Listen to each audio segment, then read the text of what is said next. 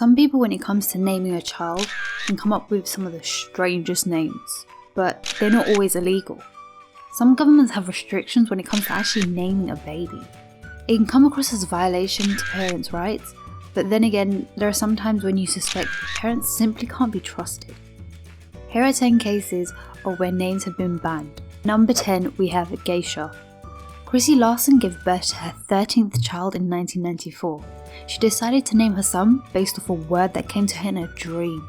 This word was bridge, and when translated into Hebrew it becomes GESHER. This was the name she had chosen for her son. However, the government rejected the name and she was told to give her son a new name, based off a list of official acceptable Norwegian names such as Raw or Odd. Failure to change the name meant that she would either face a $420 fine or 2 days in jail. She chose jail. At number 9, we have NUTELLA. Up until the year 1993, France had a list of official names that parents had to choose from. After 1993, they were allowed to pick almost anything they wanted. While there haven't been a lot of outrageous names, there was one in particular that caught the attention of people, including courts. The young girl was named NUTELLA. After hearing this, a court ruled that the girl would be teased about her name by others, especially children. When due in court, the parents failed to show. Maybe it was because they were eating too much Nutella. The judge ruled that the girl's name had to be changed to Ella. At number 8, we have VENERDI. Who doesn't love Fridays? Apparently the Italians don't. Well, at least when it comes to naming babies. When a couple named their son VENERDI, it caused a court to rule that the name should be banned as it was associated with inferiority. The parents said that they were going to keep naming their son VENERDI and would hope to double down by naming their daughter Mercoledì, which is Wednesday. Hopefully the Italian courts won't have a problem with the Addams family. Number 7. Superman. Sarah Leeson of Gothenburg, Sweden said her son was born with one arm raised above his head, so he looked like Superman and obviously he had to be named after him. A judge ruled that the name was too much like a surname, and that was against the rules in Sweden. The ruling caused a bit of an uproar because while STAALMAN wasn't permitted, names like Tarzan and Batman were allowed. The inconsistency prompted some members of parliament to ask for new legislation on naming rules. Number 6. Tallulah does the hula from Hawaii. Born in 1999 in New Zealand, Tallulah does the hula from Hawaii was understandably embarrassed by her name. In fact, she never told her friends what her real name was. She just kept telling them that it was Kay. When she was 9, her parents separated and went to court as a part of the process. The judge found out that she hated her name and made a ward of the state so she could change it.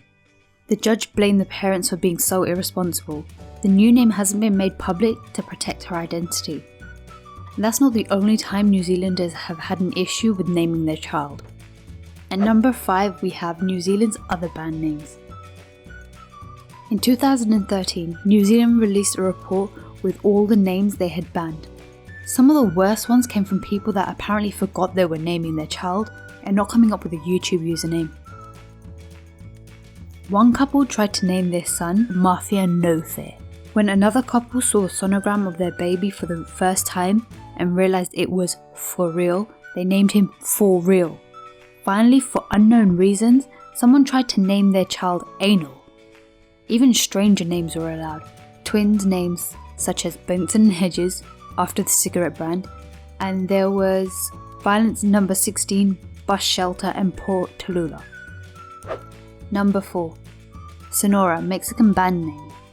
In the Mexican state of Sonora, government officials pulled 61 names from the baby registry as they deemed inappropriate. Highlights included Rambo and Robocop. Other unfortunate names included a child named Facebook, girls named Lady Di and Marciana, or otherwise known as Martian, and boys named Juan Calzone, otherwise known as Juan Panties, and circumcision. These children were unfortunate enough to have the names in the first place, but they were able to keep them as well. But for future children, it has been banned. At number 3 we have Osama bin Laden. Less than a year after the September 11th attacks, a Turkish couple living in Cologne, Germany tried to name their son Osama bin Laden. The name was banned because the German government has 2 very strict rules when it comes to names. First, it must clearly identify the person as male or female. Number 2, it can't be offensive. And you can just about guess which one of those rules were broken. This meant that the name became illegal, not just in Germany, but the couple's home country of Turkey. So they really had no hope of naming their child Osama bin Laden, which became one of the most hated men on the planet. Number 2 we have Saddam Hussein. There are some people who just like to provoke others and create controversy. It's one thing for adults to do it on their own, but it's a whole different matter bringing your newborn child into it, which is exactly what a father in Brazil did.